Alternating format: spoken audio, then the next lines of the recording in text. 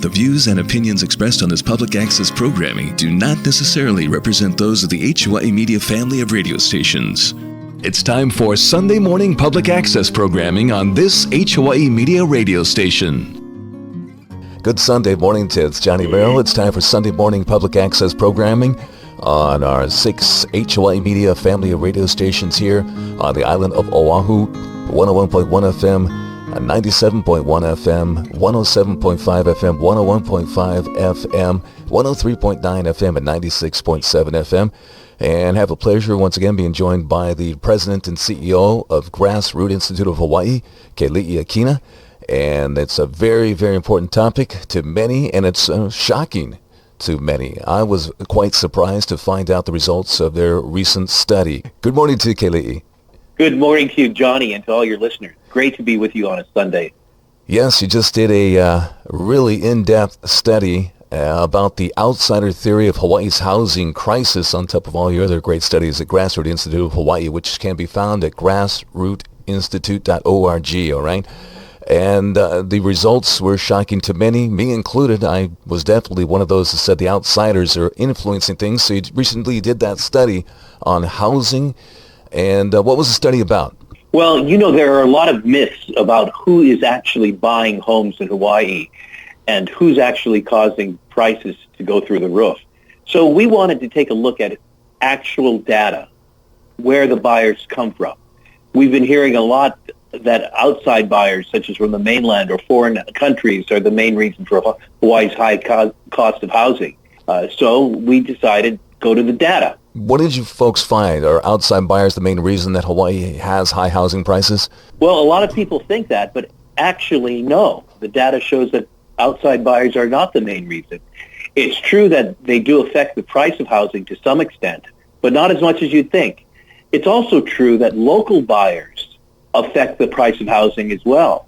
Outside buyers are simply not the main reason for our high price of housing. In fact, outside buyers, such as from the mainland or foreign countries, have been buying a smaller and smaller share of Hawaii homes over the last 10 years. Which is shocking to me. Can you explain what you mean by outside buyer? Where are they coming from? Well, it's a very simple definition. We look at their actual residence. We mean home buyers from another country who reside there or from another state in the United States. So we looked at the data that is out there about their own purchases. All right. Are they buying a lot of homes? Well, last year, about 22% of the homes that were purchased were from mainland buyers, and about 2% were actually from foreign countries. The whopping amount of purchases, the majority, 76%, were actually by local buyers. So it's local residents who are really driving the market to the largest extent, and that figure has been growing over the last decade. I was surprised. Many were surprised. How about you folks at Grassroot Institute? Were you surprised at what you found? Well, actually, we were very pleased to see that what we suspected was confirmed by the data, but a lot of people are surprised. The data is telling us a different story than what most people think. Some people have even questioned us about the data, but that comes directly from the Hawaii Department of Business and Economic Development and Tourism and tax assessment records and national data that's all public. So we're just citing the most accurate and reliable government data that is out there. All right, some might be saying that there might be some nuances to that data. And are you sure that all of the local buyers are really, quote, local residents? Well, yes, in any data set there are some nuances. For example, imagine a Hawaii resident who moves to the mainland and then returns to Hawaii after a few years to buy a home. Are they an outside buyer or a local buyer? So yes, we recognize that there are some nuances, but we're looking at the best data that is available and seeing the generalizations that are reliable to make from that data. Keli'i Akina from the Grassroot Institute of Hawaii, the President and CEO, joining us once again on this Sunday morning. The topic is the outsider theory of Hawaii's housing crisis. You can delve into that deeper at grassrootinstitute.org. What about the trend over time? Have outside buyers been buying a bigger share of the market over time? That's a good question. And the data shows that the opposite is true. Between 2010 and 2020, the share of homes sold to outsiders steadily decreased. while the share of homes sold to Hawaii residents increased. So it's important to see this over a 10-year period. And all the while, the average home price in Hawaii kept continuing to increase. The real story here is that local residents have been buying a lot more homes over time than outsiders. But aren't outside buyers, Keli'i, also buying a lot of homes? Well, yes, that's true, but it's not the highest amount nationally. If you look across the nation, outside buyers are actually buying more homes in other states. Vermont and New Hampshire have higher percentages of outside buyers than Hawaii has. Yet they've got much lower housing prices. And in some states, the opposite is true. For example, California has a very low percentage of outside buyers at only 2%, but it has amongst the highest home prices in the nation.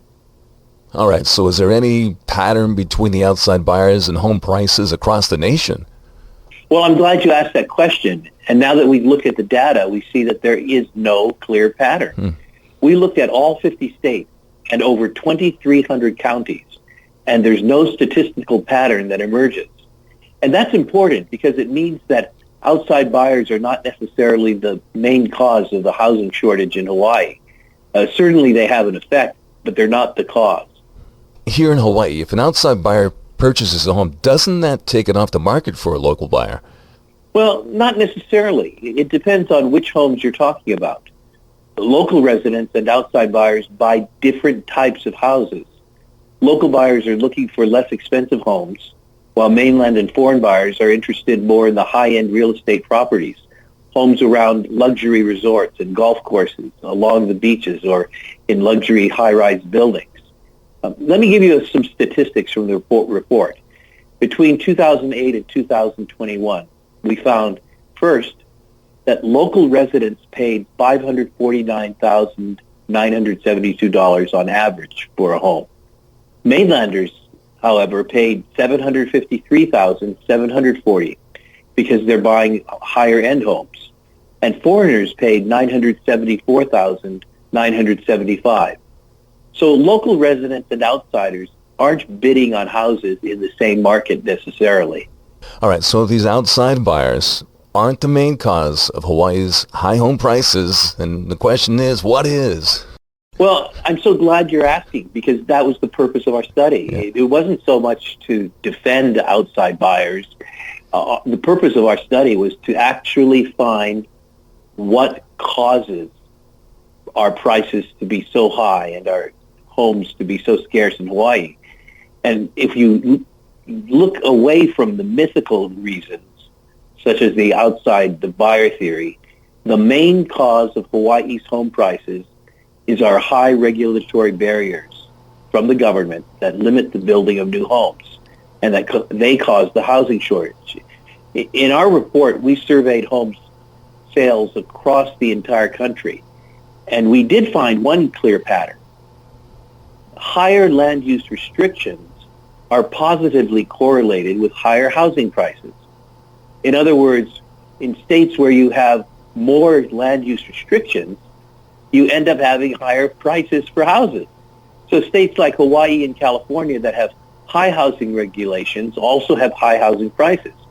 And states like Alabama and Iowa with few housing regulations have very low housing prices. So really, state zoning regulations are a major driver of Hawaii's housing prices. All right, Keli'i, can you elaborate on this? How do land use laws affect housing prices? Well, right now, the State Land Use Commission has a say on where certain kinds of development can happen. According to the Land Use Commission, there are 4 types of land in Hawaii. There's agriculture, conservation, rural, and urban. Now, urban land, where it is easiest for housing and businesses to build, makes up only 5% of the land in the state. With this limit on available land, the demand for what land is available drives the price of new development higher. That's sort of an artificial scarcity. In other words, we're only able to build on 5% of the land mass. We cannot build homes on 95% of the land mass in the state of Hawaii. I'll give you an example of this problem. Hawaii County has the most expensive housing prices of any county in the United States. But the Land Use Commission only designates 2% of the land on the island of Hawaii as urban, and that limits possible development. It creates an artificial scarcity. The fact is, if we built on a slightly higher percentage of land, it wouldn't harm our agricultural industry and it wouldn't harm our environment whatsoever. But we don't do it. We limit ourselves to 5%. Solving Hawaii's housing crisis, the outsider theory of Hawaii's housing crisis, Grassroot Institute of Hawaii. And to find out more about this, it's grassrootinstitute.org, joined by Keli'i Akina, President and CEO of Grassroot Institute of Hawaii. So I guess the question is, how can we fix this? Well, going back to what we mentioned earlier, since a big problem is the artificial scarcity caused by the fact that we can only build on 5% of the land, let's do a thought experiment that's going to require just a little bit of math. A simple change in that 5%, let's say designate it 6% of the land for urban development and housing instead of 5%, we could increase the availability of land by going from 5% to 6%, if we would increase the availability by 20%. So the Land Use Commission could also give counties a little more power to change the designation of a parcel of land. Counties can only do that. All right, what about zoning laws, and how do they affect housing prices? Well, zoning laws are similar to land use regulations. They say you can build a new business here, a new home development here, but not over here. Unfortunately, many parcels of land are zoned in a way that limits their housing potential. A parcel zoned for a single-family home, for example, could be used to build a triplex, which would add significantly more to the available housing in the area. That's an easy solution that could increase the capacity of a small amount of land to provide housing. But if zoning prohibits a triplex for whatever reason, a developer will build a single-family home, which is really an inefficient use of that land and houses fewer people. Keli'i, how do we improve the zoning laws here? Well, as counties and cities update their zoning codes, they should emulate cities like Minneapolis, which recently allowed duplexes and triplexes wherever single-family homes could be built. And that ended minimum parking requirements and changed maximum occupancy standards as well. And so this has really added to the supply of homes in Minneapolis.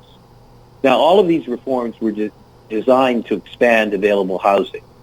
The report builds on some previous research that shows Hawaii's housing regulations are among the most restrictive in the country. You know that. Can you discuss some of that earlier research? Sure. A study earlier this year from the University of Hawaii Economic Research Organization, which we call UHERO, reviewed Hawaii's housing regulations. It found restrictive laws are a major reason Hawaii's 4 counties are each among the nation's top 15 most expensive counties to buy a house in.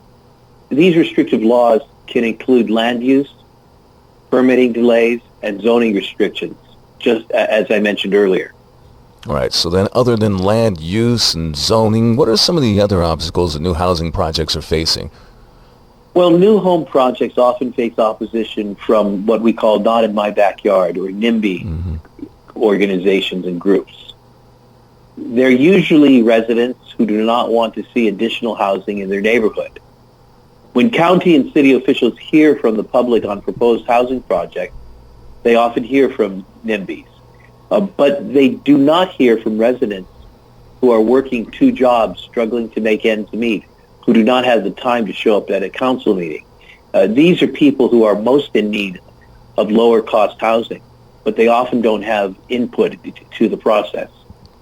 So Keli'i, what's the solution to the housing shortage then? Well, instead of a not in my backyard mentality, we need to have a yes in my backyard mentality. And that would certainly help lower housing prices.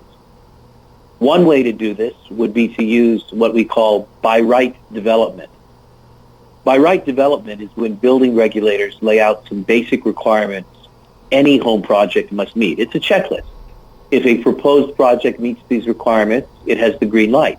In that case, it doesn't need to go through a process where politicians can vote on the project and NIMBYs can stall it for years. Okay. Earlier you mentioned permitting delays. Can you describe the challenges developers are facing when applying for a building permit? Yes, the developers and homeowners are facing huge delays when applying for a permit, sometimes for more than a year. And in Hawaii, you need a permit for almost any building improvement or new project. You need a permit if you want to put up a deck or a fence, or even if you want to put up a tent. But it can take months to get a permit. For example, on the Big Island, residential permits have taken an average of 143 days to issue this year. So how can county and city governments then, Keli'i, speed up this approval process? The local governments could require permits for fewer projects. In Ontario, Canada, you don't need a permit to re-roof your house, restore your house from a flood, put in flooring, air conditioning, fencing, pool heaters, landscaping, windows, decks, and many other things. You can just do that as needed. Governments could also speed up the approval process by contracting with third-party reviewers. Honolulu County uses this system. The city basically says, we trust you reviewers since we've already certified you. We will approve whatever you approve. Then Honolulu randomly checks reviewers to make sure that they're doing it right. We're joined by Keli'i Akina, President and CEO of Grassroots Institute of Hawaii, discussing the housing crisis here, how to solve it, and the theory, that outsider theory of Hawaii's housing crisis. So I guess one of the questions would be, in light of all this evidence, why do you think this outside theory is so common then?